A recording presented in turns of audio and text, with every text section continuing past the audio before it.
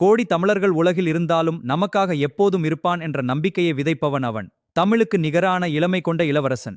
அவன் பெயரை கேட்டாலே நம் உடல் ஒரு புது நட்சத்திரம் பூக்கும். அவன் அழகானவனா என்று கேட்க வைக்கும் பேரழகன். அவனுக்கு மேலாக எந்த தெய்வமும் இல்லை. அவன் ஒரு தனித்துவமான ஆயுதம். அவன் வேறு அல்ல, நம் தமிழ் வேறு அல்ல. அவன்தான் தமிழின் நாயகன், நம் முருகன்.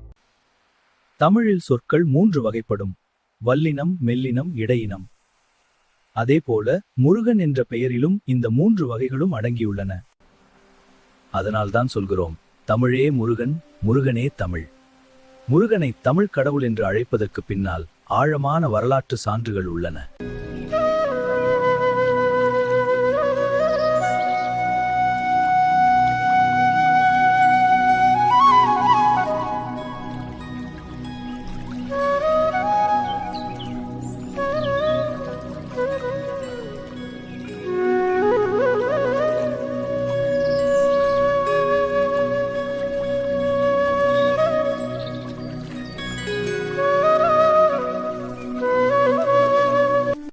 (2004) சுனாமியால் நமக்கு கிடைத்த ஒரு பொக்கிஷம் இது.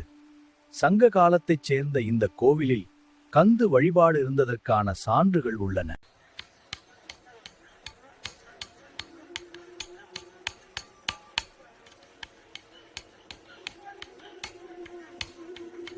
சங்க இலக்கியத்தில் வெறியாடல் என்ற சடங்கு முக்கியமானது.